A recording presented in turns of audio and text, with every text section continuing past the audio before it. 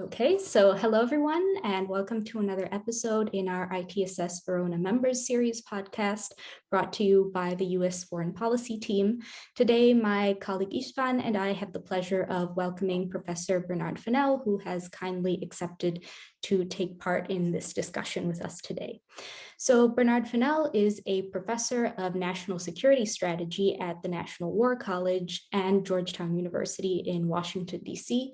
He is an established scholar conducting research in the fields of counterterrorism, irregular warfare, civil-military relations, and international relations theory, among other things, with his work appearing in some of the most prestigious academic journals of security studies and international relations. He has previously conducted and coordinated research activities as Director of Studies at the American Security Project, a bipartisan public policy research institution. Professor Finel is here today to give us a bit of a peek behind the curtain of some of his most recent research involving current strategic and geopolitical implications of tensions between the US and China. So thank you so much for being here today. Thank you for having me. Okay, so now István will start us off with a few questions. Thank you, Aida, for the introduction. Let's jump into the topics. And the first question is related to your recent research on US-China competition. Starting from a general overview and going deeper throughout the questions, what does the great power competition look like according to your most recent findings and predictions?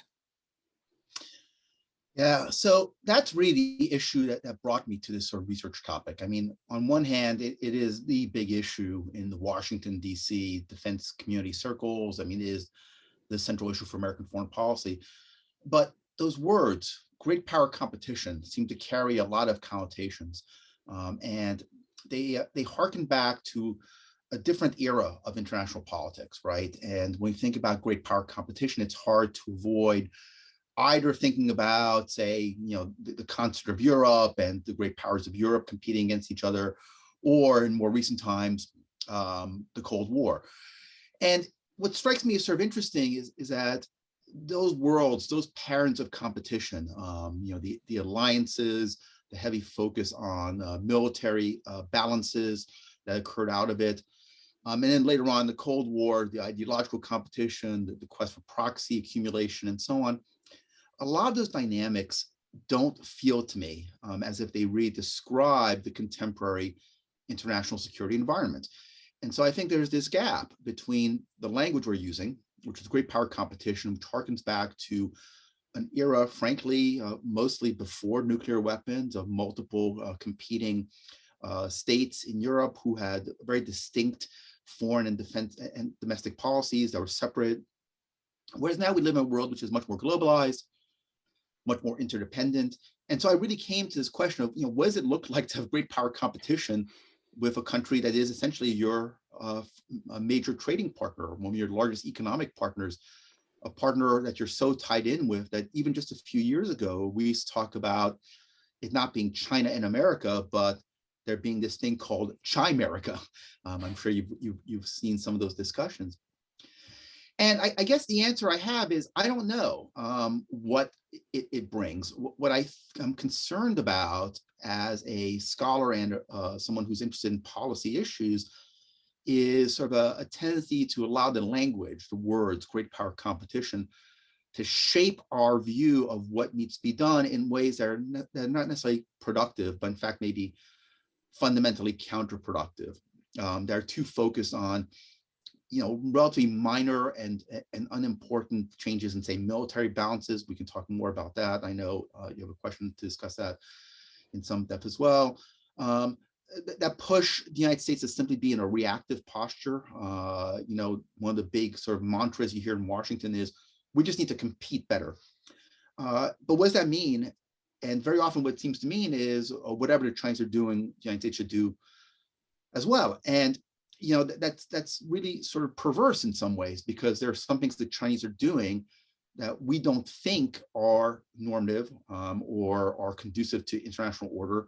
And so matching them in some of those activities strikes me as being fundamentally counterproductive. And prime example, of course, being criticisms of the way the Chinese are using economic programs, such as the Belt and Road Initiative, and also the AIIB, the Asian Infrastructure and Investment Bank, to make loans that may not meet Western standards. And what does competing mean in that kind of context? Does that mean that the United States should also, and the Western countries should also reduce and lower their standards? Is that a race to the bottom? Is that productive? Is that beneficial for security? So I guess that's where I really come down on it. And, if I had to sort of say, where my view is right now on what the nature of great power competition is, it would be that there is certainly a challenge being posed by China's rise, whether it's one that can be dealt with through a competitive framework as opposed to, say, a cooperative framework of some sort, strikes me as an open question. And I worry very much that the competitive framework moves the United States and its allies away from some of its strengths, which I think are going to be focused in areas of norms and quality of interactions and institutions. And the tendency to try to match the Chinese, I think, has a real possibility of having deleterious effects on world order in ways that just end up being cutting off your nose to spite your face. Mm-hmm. Well, indeed, many things mentioned. And you also highlighted this language thing, which is highly related to our next question. Like, in the American leadership has chosen to confront China by attempting to build up a united front against it. Is there any other potential strategy or approach to deal with the rise of China in a more efficient and possibly less adversarial way?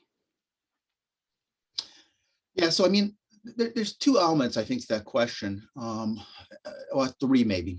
So first, there's a question about what building a united front accomplishes.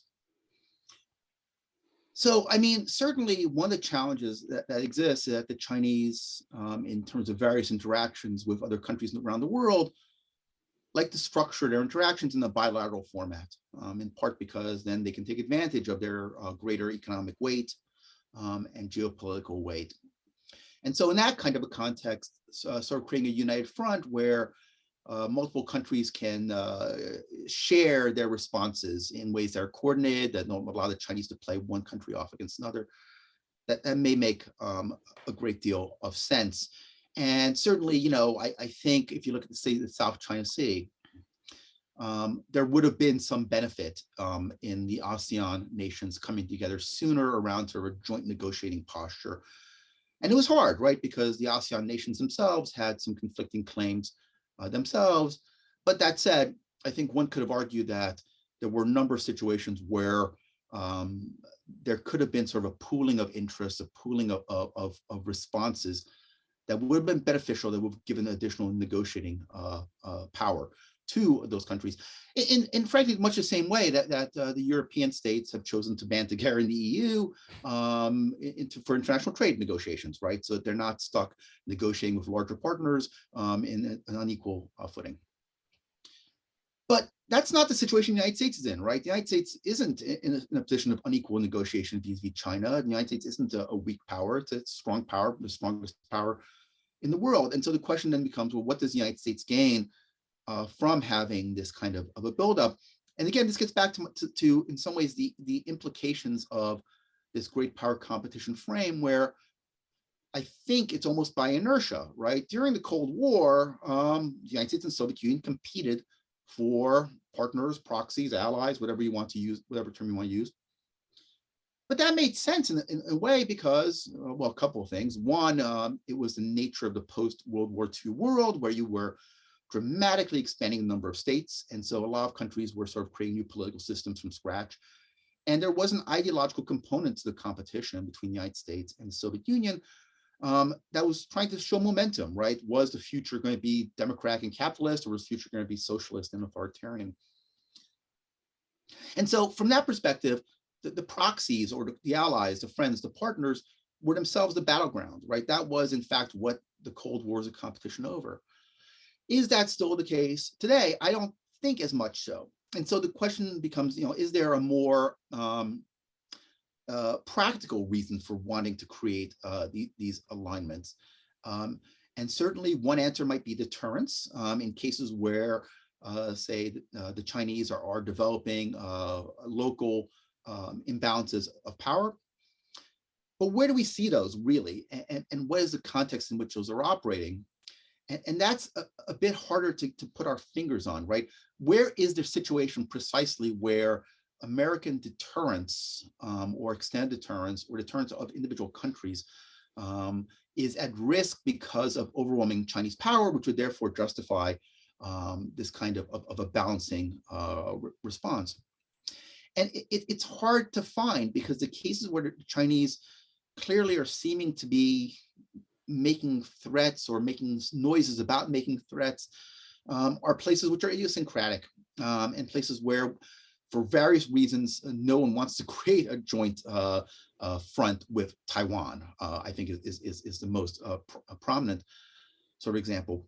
So do we think, for example, that the Chinese are about to attack the Japanese or the Australians, and that therefore the Quad makes sense as sort of a defense grouping in the way NATO may have made sense as a defense grouping? I don't know. And again, this is, I think, where there's sort of an intuition kind of element to it. So is there a purpose to it? I don't know, first of all. So the second question then becomes, well, maybe it's still valuable just simply to demonstrate to the Chinese that there is a united front of countries that find their behaviors of various stripes. And here, it's going to depend on the country. Some countries are upset about Chinese economic action. Some countries are upset about Chinese military buildups. Others about their flouting of international law in places like the South China Sea. Others about their domestic mistreatment of certain populations, like, say, the Uyghurs.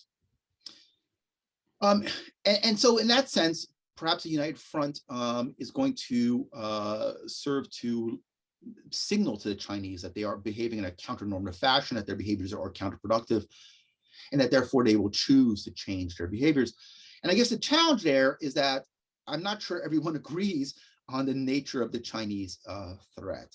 And one of my big goals in this research project is exactly that, is to identify which countries are more likely and less likely to be willing to balance with the United States. Where do you think they're getting out of it?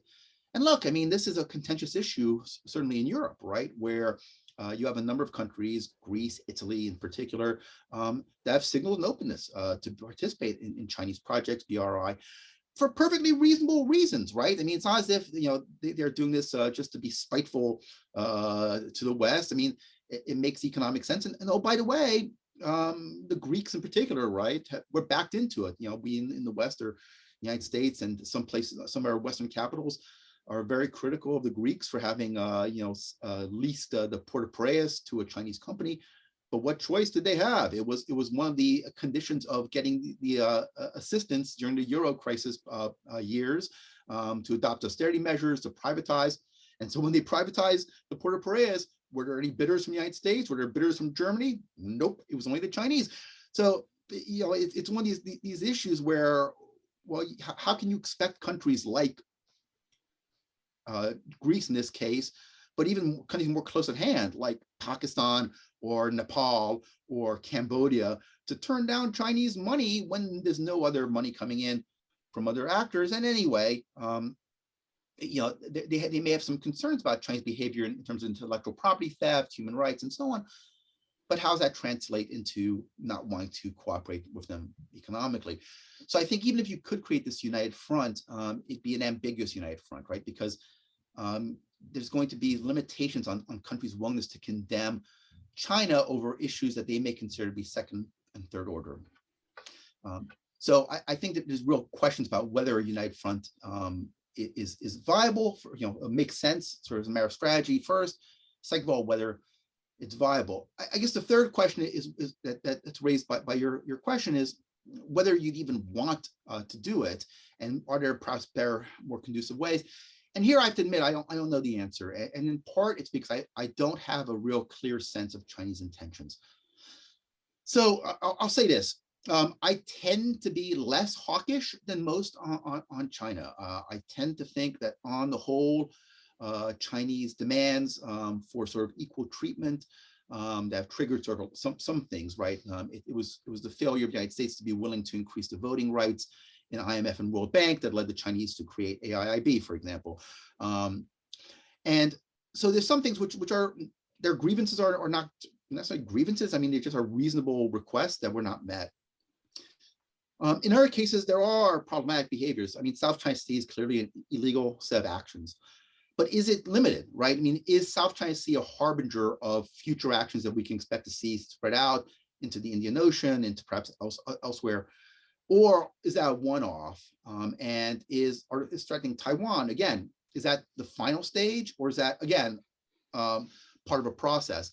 And, you know, this is the absolute classic problem you have with countries that are not transparent. It's an authoritarian state. It's hard to understand exactly what their intentions are.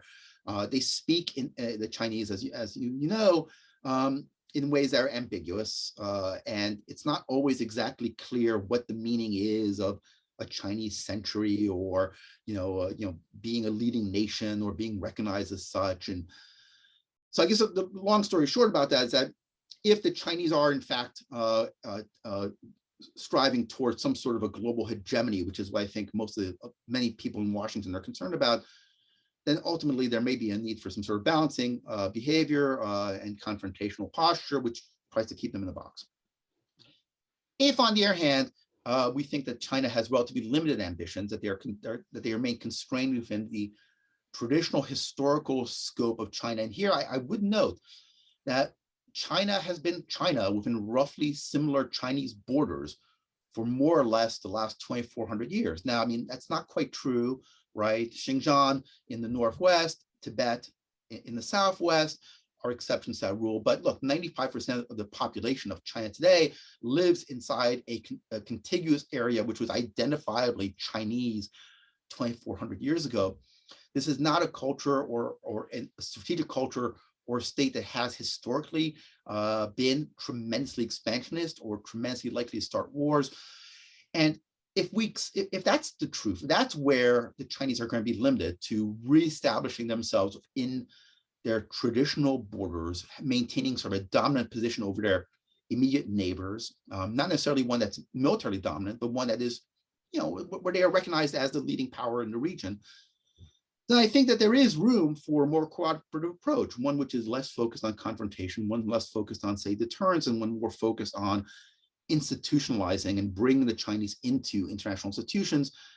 And there's a real trade-off, and the United States has an addiction to being a global leader, a global hegemon. And in the United States, at least, there's some of the reluctance to giving China a voice which is commensurate with its power position, with its population, with its economic size, is just that we've gotten used to being the big dog. And it's very hard to give up on primacy, even if you have trouble identifying exactly what primacy gives you. So I guess my answer is, I don't know for sure if the Chinese have ambitions which are going to ultimately require some sort of a coalition of states to be willing to contain and constrain them, or whether they are ultimately a relatively status quo-ish power that has some moderate requests for modification of the international system that can be accommodated. And that's going to be something that we're going to find out over time.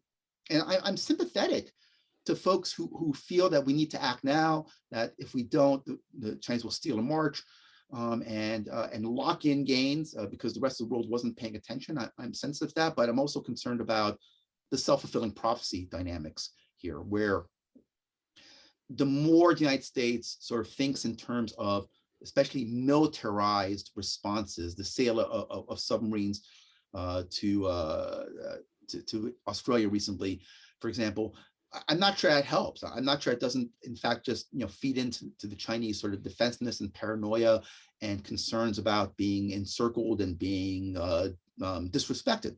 So, long story short, I think there probably is room for a more engaged approach of the Chinese, but I'm also very aware that we don't know for sure, and that it's still sort of an emerging, evolving challenge.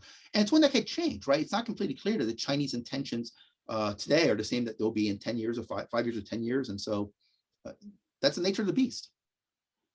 Well, many things mentioned. And you said a possible attack of China and Japan. You said we should know what are the intentions, the final intentions of the China rise. You said that the United States has or should figure out who are those countries that would align with. And my question is, what do you think is the Quad initiative kind of beginning of a process of like finding those countries? Yeah, it certainly is. And the real question though is what's the Quad really trying to accomplish? So again, right, traditionally military alliances are about balancing capabilities, right? Because you're concerned that your adversary may be aiming at some sort of a military maneuver, right? They're going to attack a neighbor, they're going to use the threat of force in a coercive manner. And so you band together and you create certain lines. But that's not quite what I think the concern is. I mean, no one really, I think, thinks that the Chinese are going to attack mainland Japan. There is a question about disputed islands, right, the Senkakus. Certainly no one has any sort of belief that the Chinese are about to attack Australia. And yes, the Chinese and Indians have ongoing border squabbles, but those have become essentially, formalized and almost, at this point, ritualized in sort of a strange way, right? There's some places where they've disarmed the borders, and the occasional border squabbles take place with boards and hammers and that kind of thing. And it's hard to imagine, right, a major military thrust across the Himalayas into India, and then for what purpose? What ultimately would be the Chinese goal for that? So it's much more of a political grouping, and yet it's a political grouping that has military commitments attached to it, right? In part because we are talking about additional arms sales, in part because the United States and Japan have a long-standing and very, very close defense relationship. In fact, if you read Japan's national security documents, almost every sentence begins, in partnership with the United States, we will do X. In partnership with the United States, we will do Y. And so I think there's an ambiguity there, and I think it's not an ambiguity which is inadvertent. I think it's deliberately there, right? It's trying to send a signal to the Chinese that yes, these four countries are aligned as democracies, aligned as countries that are concerned about Chinese counter-normative behaviors, but they're also countries that could band together and create, a countervailing military force and military presence to Chinese power. So I think it's trying to keep open the two, and I would just be concerned, and I think which is fine, but I would just caution or warn or be concerned about over-militarizing the Quad too soon and really turning it into a very stark military confrontation with the Chinese, which again, I think may be counterproductive and may be premature at this juncture. Okay, thank you. So I have a question, if I may, that perhaps delves more specifically into the aspects, the more concrete aspects of the power competition. So the Pentagon's 2021 military power report estimates that Beijing will acquire an approximate 1,000 deliverable nuclear warheads as soon as 2030. Does this dramatic acceleration, in your opinion, indicate that China will be able to realistically surpass the United States in terms of military power?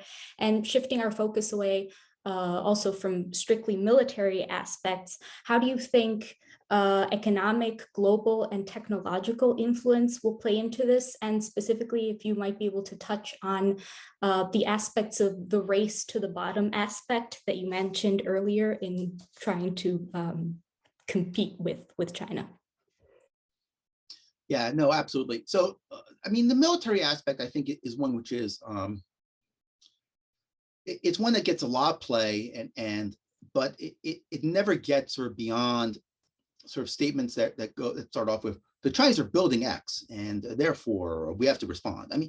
But what's the causal link here? What's the causal connection? What difference does it make if China has 400 deliverable nuclear warheads as opposed to 1,000?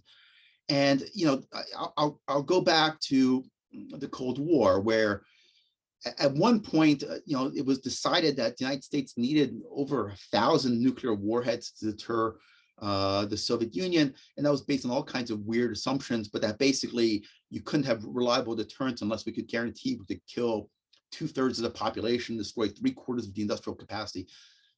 But my God, I mean, that's completely crazy, right? I mean, the notion that states can only be deterred by a massive destruction of their entire societies and civilizations, genocidal kind of behaviors, strikes me as fundamentally wrong. I mean, and it's empirically demonstrable that even the threat of a single nuclear warhead detonating in a city is going to be sufficient, I think, to deter almost any country. The United States certainly was deterred from a direct strike on Cuba during the Cuban Missile Crisis by just the possibility that there was an operational missile somewhere in Cuba. So I don't know that 1,000 nuclear warheads changes the picture, right? I mean, if either you're nuclear power and you have secure second strike forces, and unless those 1,000 nuclear warheads have some sort of magical properties that are able to find and destroy American submarines in particular, it's just hard to see how that upsets the strategic balance. Now, and the same with hypersonics, right? People talk about hypersonics, but what difference does it make? How does it really fundamentally change the deterrence relationship? Now, I mean, it's not great for ships, right? I mean, if you're talking about hypersonic anti-shipping missiles, that's a problem set. But I'm not sure it's a problem set which is fundamentally about hypersonics. It's a problem set which is fundamentally about the difficulty on operating against the Chinese coastline.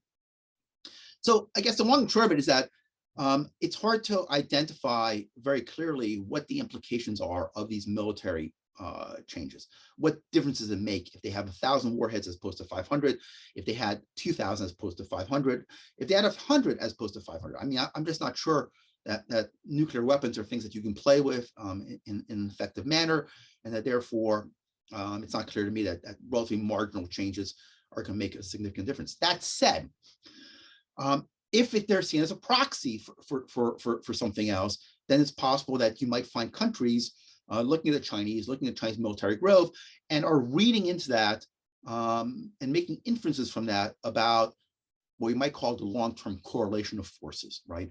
That in a weird way, even though the nuclear weapons don't in fact have any military utility, they may have some sort of a political utility, right? That they may be convincing other countries, yes, the Chinese are rising, the Americans are falling, and therefore that is a trend line that we need to accommodate going into the future.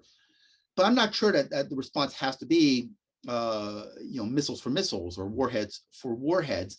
I don't think we need to get into that kind of Epson treadmill kind of logic going back to the Cold War, that we have to match our adversaries simply for the purpose of matching them, independent of the sort of a logic of military use. Now, I mean, that said, Chinese military capabilities are growing also on the conventional front, and I think that's a bigger source of concern.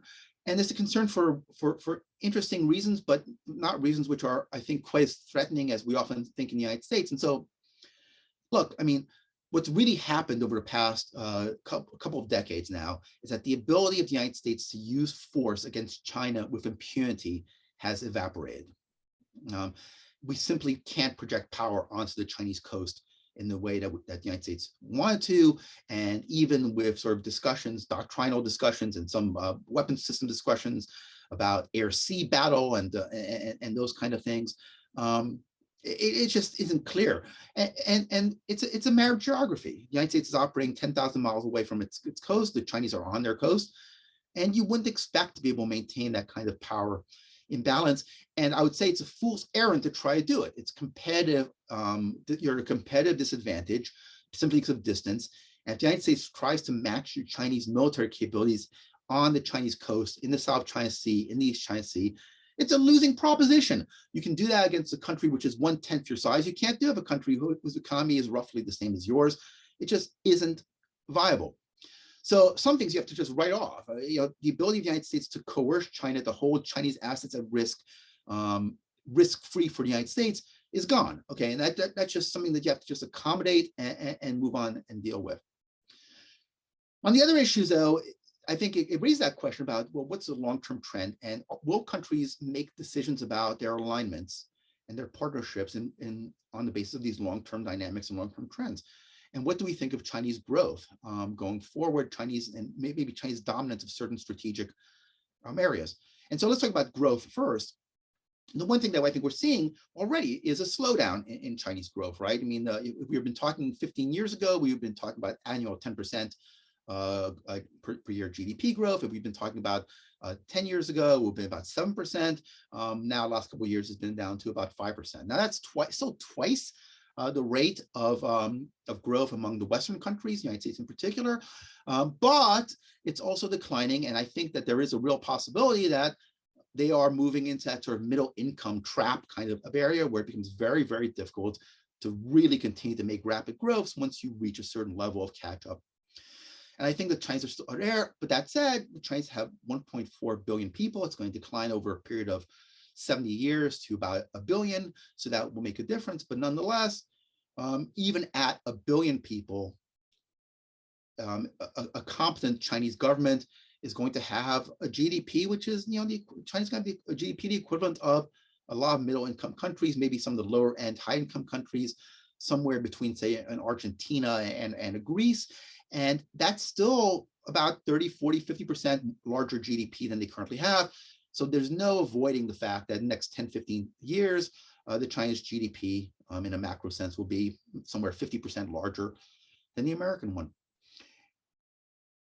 And that has implications. It has implications because it speaks to the amount of resources the Chinese can throw at problems. It speaks to their ability to respond to policy challenges they face.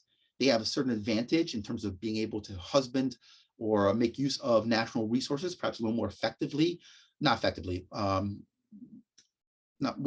may more effectively than the United States, maybe not productively, but they can call in national resources more easily because they have more control over their private economy than American companies do. So, for example, foreign direct investment from China isn't just a corporate decision, it's also a state decision in a way that's not quite the case with foreign direct investment from, say, a Germany or a France or Britain or the United States.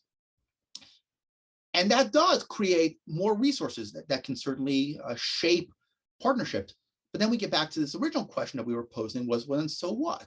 All right, what is the real downside to the United States of, say, Kenya, accepting to be a significant partner in terms of infrastructure projects with the Chinese or Pakistan? Yes, I mean, certainly there is that reluctance of countries who are receiving Chinese aid to criticize the Chinese international institutions. So some Chinese counter-normative behavior is going to be essentially excused. But look, I mean, they're a great power. They have a veto on the Security Council anyway. And so the ability of international institutions to really take strong action against the Chinese is quite limited as it is.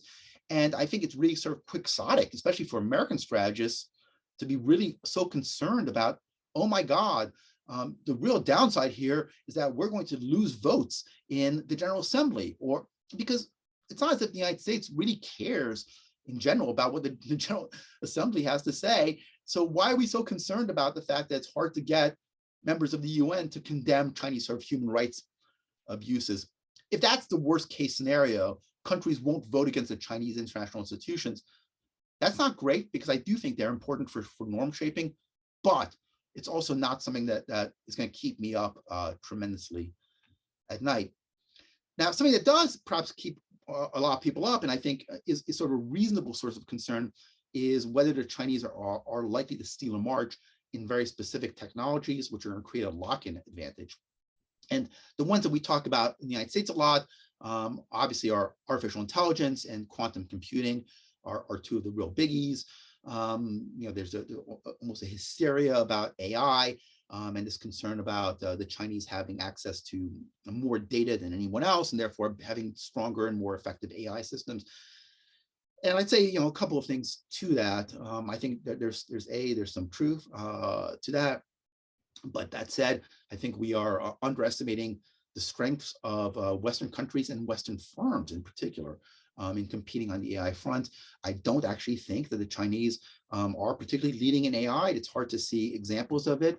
If you look at sort of movement towards self-driving cars, or clever, sophisticated algorithms in social media, almost all those things are still being developed mostly by Western firms, and frankly by a lot of American firms really playing a leadership role: the Googles, the Facebooks, the Teslas, and so on.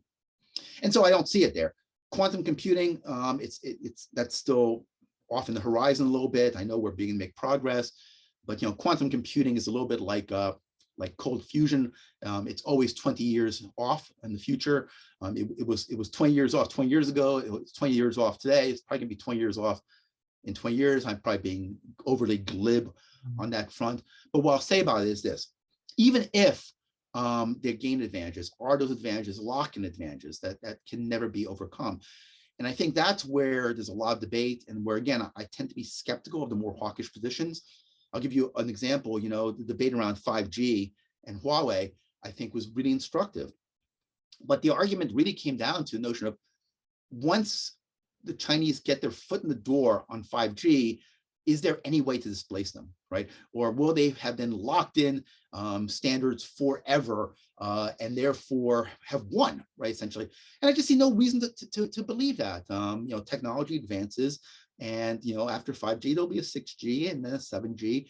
And I clearly 5G has some potential to create some additional apps, and maybe creating some sort of ecological systems that provide some lock-in. But it's still a competitive space, and it's a competitive space where there's a lot of money to be made. And when there's a lot of money to be made, the incentive structures are such that firms and countries aren't going to be willing to just say, okay, well, the Chinese took the lead, and therefore we've lost, and now it's a Chinese century going forward. So it's all there's I think we're overly concerned in some ways about these reputational kind of dynamics. Are the Chinese going to be seen to be moving ahead? And I think the work really needs to be much more precise about what exactly would it mean if the Chinese had 1,000 more nuclear warheads? What exactly would it mean when the Chinese or Russians have hypersonic cruise glide vehicles? What exactly would it mean if the Chinese were to develop some sort of leadership, however measured, in artificial intelligence or in quantum computing? And why precisely do we think that we're now at some sort of a transition point, where if we don't fight and win the battle today, we will have lost forever, that we are at some sort of a lock-in point? And I just don't think the argument's been made in a compelling fashion. It's much more fear-mongering. And the debate often ends up being, well, the Chinese could do this, they could do that, they could do the other thing. And then no one asks the next question, which is, okay, let's say they do that, then what? Is it true there is no response, that there is no counter, and that therefore, when they do, if they do those things, they have secured victory? And that's where I think the gap is in terms of the strategic logic. So thank you so much for this insightful account of the multifaceted nature of recent findings in the US-China competition area, and specifically for allowing us to move past a merely US-centric or China-centric description of the effects of the great power competition. Specifically, it was very interesting how you highlighted external geopolitical spillover effects. This is certainly an important angle to tackle, so we'll be keeping an eye out for your work in the near future. Thank you. Thank you for having me.